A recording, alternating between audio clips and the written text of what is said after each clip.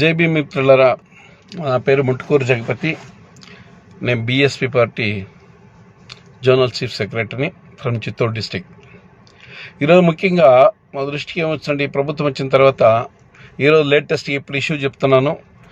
చిత్తూరు జిల్లా గుడిపాల మండలంలో రాజశేఖర్ అనే వైసీపీ కార్యకర్త, మా వాళ్ళంతా ఏమారిస్తున్నారు, వాళ్ళు అంతా అంబేద్కరిస్టులు, కానీ వైసీపీ కార్యకర్తను ముద్రేసి ఈరోజు అక్కడ మండల కన్వీనర్ ప్రసాద్ రెడ్డి గారు అతను అవమానకర రీతిలో మాట్లాడి అతను మానసికంగా హింసించినందుకు అతను ఈరోజు సెల్ టవర్ ఎక్కి ఆత్మహత్య చేసుకోవడానికి ప్రయత్నిస్తున్నాడు.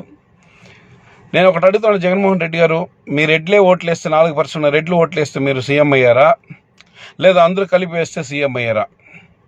నువ్వేమో మీ మేనమామ వాళ్ళు ఎస్సీలు, మేము ఎస్సీలు, బీసీలు, ఎస్టీలతో కలిసి ఉంటానంటున్నావు. ఎలక్షన్కి ముందేమో ముద్దులు పెట్టినావు, ఇప్పుడు గుద్దులు కొడుతూ ఉన్నావు. ఏం నమ్మాలి మేము? మా దళిత జనాన్ని ఎందుకు ఇట్లా మీరు మోసం చేస్తున్నారు? రెండో విషయం, ఇదే చిత్తూరు జిల్లాకు చెందిన పెద్దిరెడ్డి రామచంద్రారెడ్డి గారు, మీరంటే మాకు గౌరవం సార్. మీరు అన్నిటికీ ఏజెంట్లు, వాళ్ళు టీడీపీ ఏజెంట్లు అంటున్నారు. జడ్జి రామకృష్ణ గారిని కొట్టారు, టీడీపీ ఏజెంట్ అన్నారు. డాక్టర్ సుధాకర్ గారు అన్నారు, టీడీపీ ఏజెంట్ అన్నారు. డాక్టర్ అనితారాణి గారిని టీడీపీ ఏజెంట్ అన్నారు. హైకోర్టు న్యాయమూర్తి గారు జడా శ్రావణ్ కుమార్ గారిని టీడీపీ ఏజెంట్ అన్నారు. Fine sir, we are agree with that అనుకుందాం ఒక 2 నిమిషాలు అది నిజమని చెప్పి. మరి ఇప్పుడు చీలాపల్లి గుడిపాల మండలానికి చెందిన చీలాపల్లి రాజశేఖరు టీడీపీ కార్యకర్త, లేకపోతే వైసీపీ కార్యకర్త? వైసీపీ పార్టీలో అన్ని పోస్టులు రెడ్లకే ఇస్తారా, లేదా అన్ని కులాలకు పంచుతారా?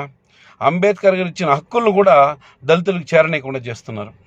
ఆ ప్రసాద్ రెడ్డి ఎవరండి? అతను మండల కన్వీనర్ అయినంత మాత్రాన నువ్వేమన్నా డిక్టేటర్ రాజు అనుకుంటున్నావా? రాజ్యాంగం పరిపాలిస్తూ ఉంది. జగన్మోహన్ రెడ్డి గారు కూడా ఆఫీస్లో ఒక మేనేజర్ లాగా ఈ రాష్ట్రానికి 5 ఏళ్ళు ఉండడానికి రాజ్యాంగ ప్రకారం మ్యాండేట్తో పనిచేస్తున్నాడు.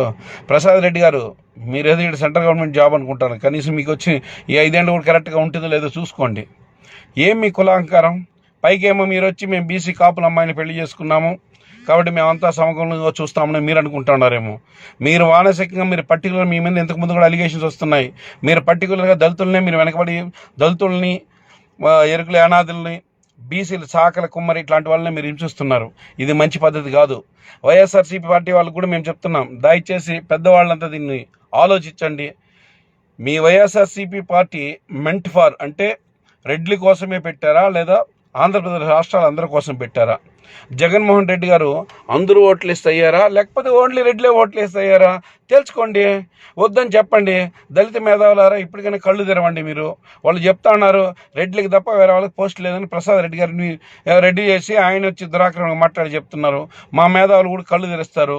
మీరు చిత్తశుద్ధి ఉంటే మీరు నిజంగానే మీరు అన్ని కులాల వాళ్ళు కలిస్తేనే ఈ రాష్ట్రంలో ప్రజాప్రభుత్వాలు నడుస్తాయి, ప్రజలు సుభిక్షంగా ఉంటారు, రాష్ట్ర ప్రభుత్వం సవ్యంగా నడుస్తారని మీకు నమ్మకం ఉంటే, రాజ్యాంగం మీద మీకు నమ్మకం ఉంటే ఫస్ట్ ఈ ప్రసాద్ రెడ్డి గారిని కన్వీనర్గా తొలగించండి. లేదయ్యా మా రెడ్లు ఏం చేసినా చెల్లిపోతుంది, బయట చూస్తే శారీరకంగా కొడుతున్నారు, పార్టీలో వాళ్ళు అక్కడ ఎవడన్నా పని చేస్తే వాడిని మానసికంగా హింసిస్తున్నారు, దళితులు ఎక్కడ బాగుపడుతున్నారు? దయచేసి మీరు దళితులు కూడా ఆలోచించండి, వీళ్ళకి ఓట్లతో గ్వారీ కట్టండి. ప్రసాద్ రెడ్డి గారు, మేము ముఖ్యంగా చెప్తున్నాం, పెద్దిరెడ్డి గారికి కూడా నా రిక్వెస్ట్, మీరు పెద్దోళ్ళు, మీ మీద గౌరవం ఉంది మాకు, కానీ ఇట్లాంటి చిల్లర ఎదవలంతా మీరు చూసి వెళ్ళి ఫస్ట్ సస్పెండ్ చేసి దొబ్బండి సార్. వెళ్ళింది సార్ పనికిరాని వాళ్ళని. ఇట్లాంటి వాళ్ళు పెట్టుకోవడం వల్ల మీ ఇమేజ్ తగ్గిపోతుంది సార్. జగన్మోహన్ రెడ్డి గారు మా రాష్ట్ర ముఖ్యమంత్రిగా ఆయన మీద మాకు అనలేని గౌరవం ఉంది. మీరేమంటే ఇట్లా పనికిరాని వాళ్ళంతా పెట్టుకొని వీళ్ళు ఏం చేస్తారో కూడా వీళ్ళకే తెలియదు. గుడిపాల మండలంలో ఒక మండల కన్వీనరు, నీకు దళితులు అంటే చులకన అయిపోయినారా? మిస్టర్ ప్రసాద్ రెడ్డి, దళితులు ఎన్ని జనాలు ఉన్నారు తెలుసా నీకు? చిత్తూరు జిల్లాలో మన పార్లమెంట్ కింద ఎన్ని లక్షల మంది ఉన్నారు తెలుసా? లేదు, నువ్వు అన్నట్టు కులాహంకారంతో రెడ్లే ఒకటి వస్తే దళితులంతా ఒకటి అయితే నువ్వు దేంట్లో కొట్టుకొని పోతావో తెలుసా? కాబట్టి దయచేసి బహుజన సమాజ్ పార్టీ తరఫున మా దళితులకు ఎక్కడ అన్యాయం జరిగినా మేము మాట్లాడతాం, మేము ఖండిస్తాం ఖచ్చితంగా. ఎందుకంటే మా జిల్లాలో జరిగింది కాబట్టి మేము రెస్పాండ్ అవుతున్నాం.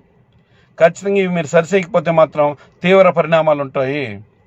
మీరు రాజశేఖరాన్ని కూడా నువ్వు అతని కులం పేరు మీద తిట్టాల్సిన అవసరం ఏమయ్యా నీకు? నీకు ఈరోజు ఇంతమంది మెజారిటీ ఉన్న 20% ఉన్న మెజారిటీ ఎస్ఐలు ఓట్లు వేస్తే మీ సీఎం గారు జగన్మోహన్ రెడ్డి కనీసం రాజ్యాంగబద్ధంగా సీఎం అని అవ్వగలిగాడు, లేకపోతే అది కూడా లేదు. దయచేసి మీకు అది అర్థం తెలియకుండా మీకేం వస్తుంది? నలుగురు వెంటేసుకొని తిరగడం, నలుగురు బెదిరించడం తప్ప మీకేమి రాదు. నేర్చుకోండి. రాజ్యాంగంలో ఎన్ని ఆర్టికల్ ఉన్నాయి చదవండి. ఎట్లా పనిచేస్తారు చూడండి. మీదేమో రాచరిక పాలన అనుకుంటున్నారా మీరు? రాజశేఖర్ మీకు నైతికంగా మేము మద్దతు తెలుపుతున్నాం. దయచేసి మీరు కండ్లు ఇప్పటికన్నా తెలియని మీ ఓటుతో వెళ్ళినంత సమాధి చేయండి. గుడిపాల మండలంలో అతనికి తగిన న్యాయం జరగాలని నేను నా సెల్ఫ్ ఈ పత్రికలు ఈ వీడియోని షేర్ చేస్తాను. తప్పకుండా మిత్రులందరూ, పెద్దిరెడ్డి గారు కూడా ఇది గమనించి, జిల్లాలో ఇది సార్ రిపీటెడ్గా అవుతున్నాయి సార్, మేము మీ దృష్టికి తెస్తున్నాం.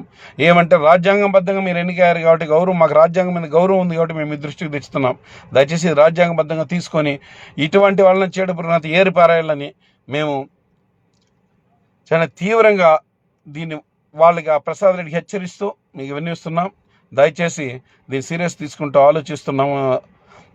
ఆలోచించాలని కోరుకుంటూ ముగిస్తున్నాం. జై భీమ్, జై భారత్.